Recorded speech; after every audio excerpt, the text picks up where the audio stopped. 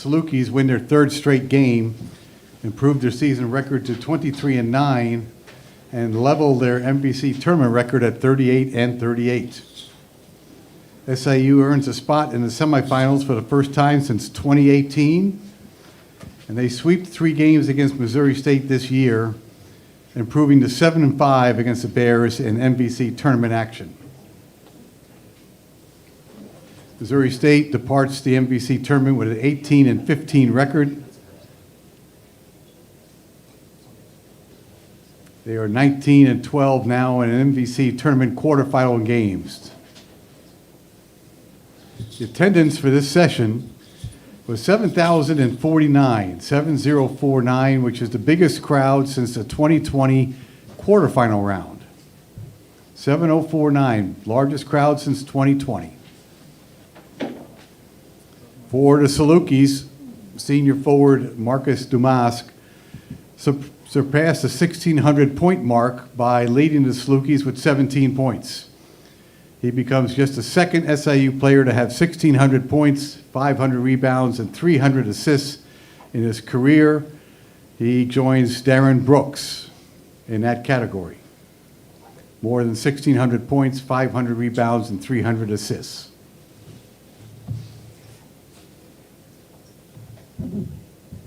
For those people new to the room, first time this year, remember, if you have not turned off your cell phones yet, now would be a good time. We have 2 mic holders ready for you for if you want to ask a question, get their attention or mine to get into rotation. If you have a follow-up question, remind the mic holder so she stays with you. Today's sessions are about 12 minutes long, and you can ask questions for anyone on the dais after the opening statement.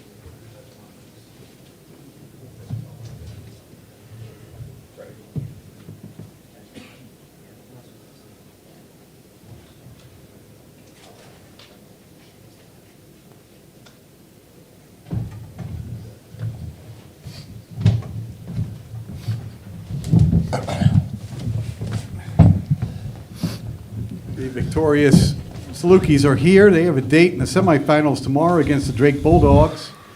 With us is head coach Brian Mullins, with Troy D'Amico and Marcus Damask as representing the student body. We're going to ask Brian to open up with a statement on the game, and then we'll go to questions for all 3 Salukis. Brian, please. Yeah, proud of our guys for fighting through that game.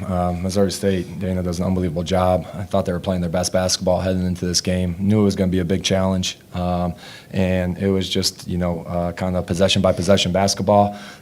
We didn't get off to a great start, but we closed the first half pretty strong and, just made enough extra plays, winning plays there in that second half to be able to get the win. So, really proud of our guys for being able to battle through, ups and downs throughout that game and be able to come out with a victory.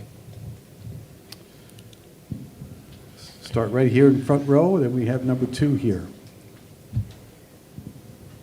Brian, the 2 defensive stretches where you held them without points, I think it was 6:29 in the first half and 7:10 when you had the run that gave you the lead for good. What was the one consistent factor that enabled you to get stop after stop? I think we were able to keep them in front and then have good physicality. In the first half, Clay and Mogbo weren't in the game, and we were able to keep the guards when they were playing 5 out. With 5 guards, we were getting beat on penetration early in the first half, and then we were able to keep them in front. And then in the second half, Troy did a great job. I thought Trent came in and gave us great minutes in the second half as well defensively, just having good ball pressure and just not giving them any easy looks. I thought all their threes were contested. They made 4 threes in the first half and didn't make any in the second. So, that was a big emphasis for us going into this game too. Question for Troy.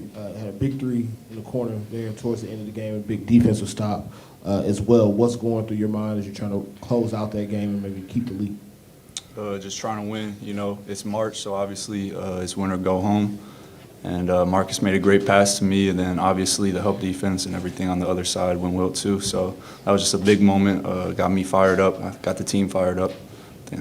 Yeah. Marcus, when you guys were able to get within 5 at the half and make a little run to open the second half, what did that do in terms of maybe giving you a touch of momentum going in the locker room? Yeah, that was huge. I thought they played a really good first half, and I didn't think we were super connected on the defensive end. We were giving up open threes to shooters and stuff like that. So I think, we just came together at one time out and said, we got to go on a run right now. We didn't want to be down 10 at half. We went on our run, and then the talk in the locker room at halftime was, they played their best. We didn't play that good, and now it's our turn. And I just thought we all believed it. Following up on that, what was the big change defensively in cutting off their three-point shooters? Just a focus, emphasis and focus on getting back to the shooters. I thought we did a better job of keeping guys in front of us, so we didn't have to get in rotations as much, so we could stay at home on the shooters better.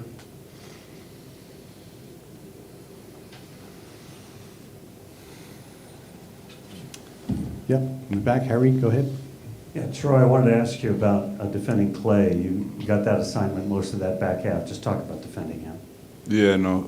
Obviously, he's a great player, all conference. It was a tough matchup. Obviously, got me a couple times, but I think overall we did a good job on him in the second half, and I credit my teammates for that. Obviously, I wasn't stopping him by myself.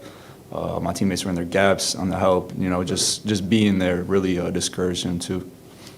And Brian, you and I talked about Troy earlier today about how he has the ability to make winning plays. Yeah, for sure. Troy's done that. He's played a lot of different positions for us this year, guarded different guys, and he does a lot of things that doesn't show up in the stat sheet, just in terms of being connected, helping us defensively, offensively. He's able to help us on the offensive side, running different actions that we can't run sometimes with other guys. And then defensively, just in terms of him competing, against Clay, that's a tough matchup. And we were able to, put them on there, and then we were able to limit their threes, and that was a big reason why. Brian, offense struggled to make some shots tonight. Were you, both from the field and the line, how happy were you with the looks you were getting in the half court? Yeah, I think for the most part we got pretty good looks. There's always a couple that you wish you would probably move the ball one more time or you try to attack the rim a little bit. But, they're a good defensive team. They really cover up the paint pretty quick. They got a bunch of guys who can block shots. They're long, they're athletic. But I thought, in terms of getting some good looks, I thought, Marcus had some good looks, Lance had some good looks, and, we did a better job taking care of the ball, and that was a big reason why we were able to get stops in that second half too, limiting turnovers. And Brian, you mentioned limiting turnovers. Actually goes into my one, forcing 17 turnovers there for Missouri State, especially in that second half, just denying them even the chance to shoot it there. That helped you, keep them down on the scoreboard.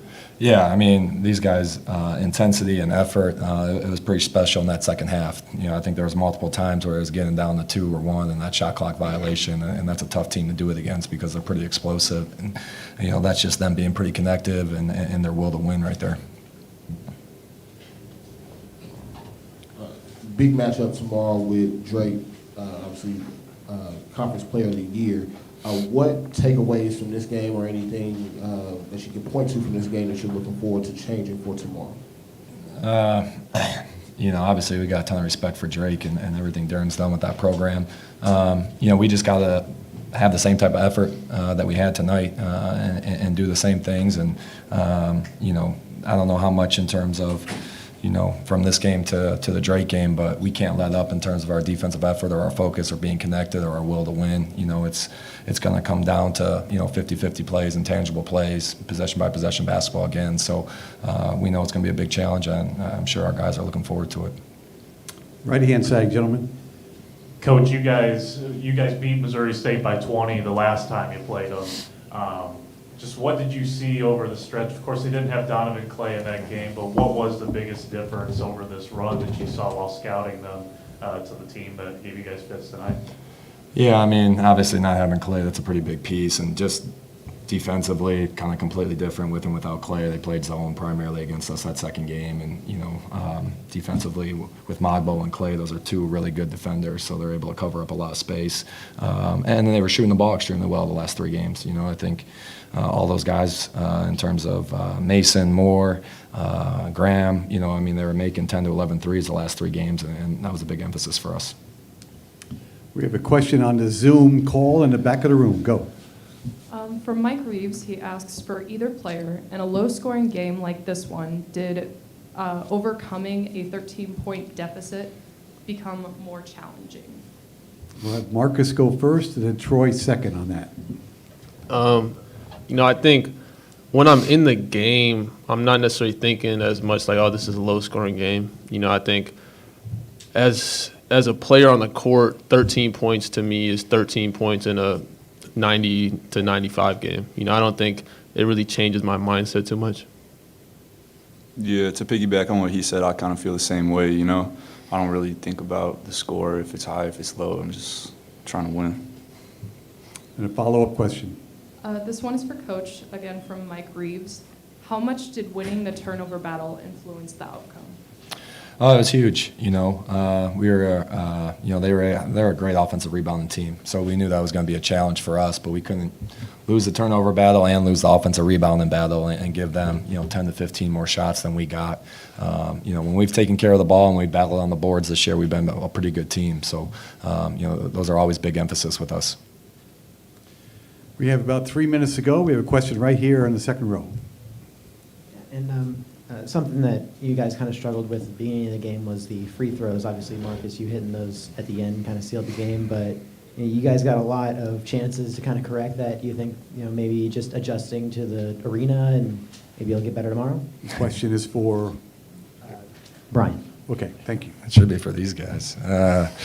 We've been a pretty good free throw shooting team throughout this year. So, I think just in terms of tonight, it's, I'm sure our guys will be ready to go tomorrow, step up, shoot it with confidence. Obviously, Marcus made 2 huge ones for us and had a ton of confidence up there at the line.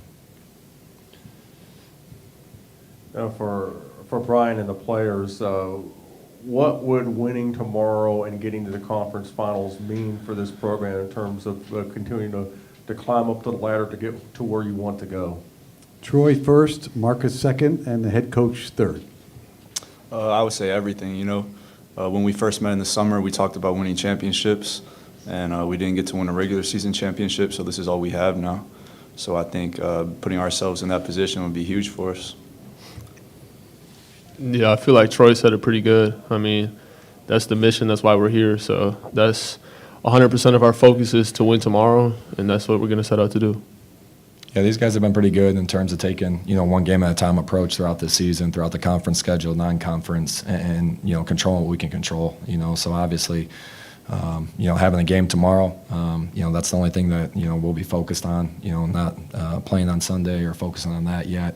We got to be ready to go. Obviously, it's a quick turnaround and get these guys some rest. And, we know what type of team, what type of program we're facing tomorrow. And like I said, I think these guys are looking forward to the challenge. Final question right here. Yeah, I guess this one's for everybody. Talking about tomorrow's game, you guys playing Drake. You guys played them last year, didn't go your way. Obviously, you want to beat anybody here in St. Louis, but does it being Drake specifically add a motivator for you guys? Marcus, Troy, then Brian, please.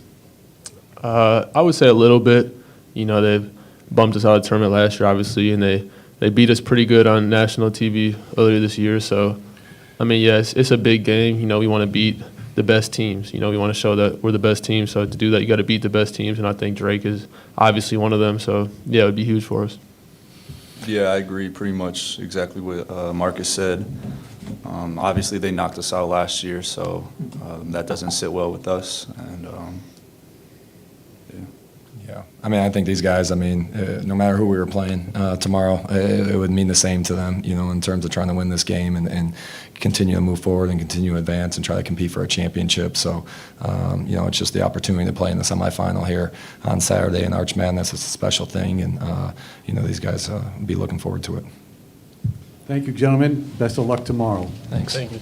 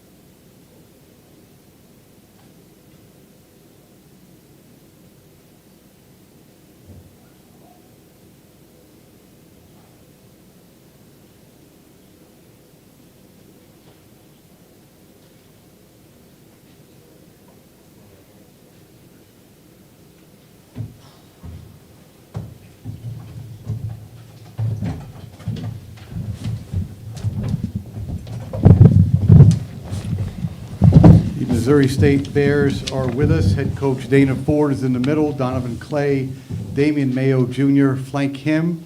We're going to ask the head coach to make a statement about the game, and then we'll go to questions for all three of the Bears on the dais. Dana, please. Thank you. First off, congrats to Brian and Southern. Best of luck moving forward. Really good year, good team, and a great job by them today. Disappointed for our guys. Felt like they competed hard. Did a lot of good things, especially defensively, rebounding wise, and just ultimately came up short. But very, very proud of our guys. Start right there in the corner. Thank you. Coach, those scoring droughts that we've kind of seen throughout the season just comes back and gets you guys in this game. Just what was it that Southern Illinois did that gave you guys some problems, especially in that second half when you guys got back to your regular rotation being in there? I think, physically they're very physical, number one. They really pressure you pretty hard, force you into some turnovers. We turned it over 17 times, which is hard to overcome that many. And then I think, they do a pretty good job of not fouling you, being physical and not fouling you. So, but I ultimately I would just say that just their physicality just kind of wore on our guys, and we just didn't make shots. Coach, what was your message to your guys after the game, and how will you remember this season? Number one, when adversity hits like today is, you stay together, you get tighter. I'm very proud of them. The group really grew as the season went on, molded themselves into a very respectable, good unit, and did it with a lot of inexperienced players. And so very, very proud of them, high character guys, and just encourage them about, moving forward together. We'll go in the corner here, then over to Harry next. Go. You bring up just a young, inexperienced group that's played throughout the season. You've said that multiple times throughout the year. Just with the way that transfer portal and everything is, roster movement, is this a group you want to stick around, you want to see, you want to run it back with next year? Yeah, I'd love to have all our guys back. Great kids, talented. They have so much room for growth and improvement. They're fantastic off the floor, in the classroom, community. They're awesome. Yeah, I'd love to coach them all. Harry? Yeah, Donovan, I just want to ask you, but you were talking the physicality, Dana. It seemed like a war on every possession. Every rebound was 8 hands up there battling around. So just talk about the physicality part of this game. Coming into the game, we knew it was going to be physical. SIU brought it to us. I feel like we brought it back. I just feel like, they got one extra shot at it. They made one extra three, and I feel like that was the determining the game right there. Damian, can you talk about your growth this season and how the team progressed, and what's the future look like for this team? Like Coach said, throughout the season we had a lot of ups and downs. It's a bumpy road, and for us it was just us staying together, making sure we grow as a team, as a unit, make sure we trust each other, and I feel like the sky is the limit for us. Yeah, Donovan, if you could just talk a little bit about the younger guys and from your experience point of view to see how they've grown and the future for the Bears. They've grown a lot, actually. Starting off with Damian Mayo, just a tough dude, St. Louis dude. He came in here as a freshman, true freshman, played hard, rebound. Then you got Chance Moore, score, can play defense. I feel like just the younger guys bring a lot of juice to our team, And most of them didn't play last year, but they came here and, they got in and they did what they were supposed to do all season long. And I feel like they produced and grew. Right here in front, gentlemen. Coach, you had both Donovan and Jonathan getting foul trouble pretty early in that game. How did that alter the game plan for you that you started with? It's a great question, and obviously we weren't as physical when those guys went out. But our bench really performed well, and they really responded to the challenge. I thought they played hard. They were very scrappy. Offensively, they made some shots. And we challenged them because we felt like yesterday's game, our bench wasn't quite what they're capable of. And today that wasn't the case. They were really good, and in particular, Rafe defensively, Chance on both sides, Dalen, even James, although he didn't get much of an opportunity. I thought those guys were great, and this was a really good experience for N.J. Benson too, having to play a lot of minutes as a true freshman in that setting. So our bench did a fantastic job today. Back to Harry, then on the other side. Go ahead. Danny, you talked about being proud of these guys, but it seemed like they were scrapping for every loose ball. I mean, it's that kind of thing that I think, maybe I'm just projecting, but that's the kind of thing that as a coach you might be super proud of. I mean, they were scrapping for everything. Yeah, I mean, our groups, this group and all of our groups, they always play hard. They always fight and scrap, and these guys are no different. And every game, I mean, we're currently 17 and 15, and they've scrapped their way to that, and could have easily scrapped their way to a few more. And you know, they grew into that. I wouldn't say that we started the year with that, but we were able to grow into that. And they're high character kids. They're very coachable. We're blessed to have them. And you know, a lot of that comes from, you know, the leadership. Like Donnie's a veteran guy that we have. He always gives you a great effort. Kendall Moore, he's a leader that we have. He always gives you a great effort. And so it kind of started to trickle down throughout our team. And you could see the natural growth, right? It wasn't always pretty, and it wasn't always enjoyable, but it was growth. And you know, these guys, they were right there, and like I said, they have a lot to build off of. We're under 2 minutes. Next question. Coach, all your years of coaching, was this the hardest, most difficult year for you? No, I don't really have hard years coaching. I mean, I'm so blessed to be coaching college basketball. I mean, there's nothing that's that hard about what I'm doing. This is, man, this is easy, you know. I'm coaching some great kids. I mean, I have so much to be thankful for. There are no hard days, right? You know, everybody wants to win. That's you know, but that doesn't make it hard when you don't win. I'm blessed to be coaching, man. So definitely not the hardest year. Donnie, you said the last home game that you were thinking about coming back. Have you made a decision on that at all? I think I'm gonna come back. Come on. Yeah. What kind of went into that thought? What went into that decision? What went into that decision? Yeah. Just me and my family. Damian, and you've been a great young leader for this team. You seem to love this group. Just what makes you excited about the future of this team? Just this being my first year playing college basketball was a blessing, and having these guys around me, showing me the ropes, I was just thankful. And having this team around me, I just love this team. Having Donnie, all the vets, Kendall, Austin, Jonathan, all of them just tell me that I can be a great player, and just, you know, going under all their wings, learning different things from them, it was just a blessing for me. And I feel like if we stay together, we can grow. Like I said, the sky's the limit. And Coach, you know people are frustrated. They haven't been to the tournament since 1999. You know the crowds. Just what is it going into year 6 to where you believe you can help reignite the fan base and get it back to the proud fan base it was? Well, number one, our group that we'll have next year is not responsible for that long drought. They're only responsible for how they play next year. That's number one. So we don't want to carry that weight at all. Number two, it's currently a challenge. Like at the moment, our league is not what it was in 1999, where 3 and 4 teams were going to go.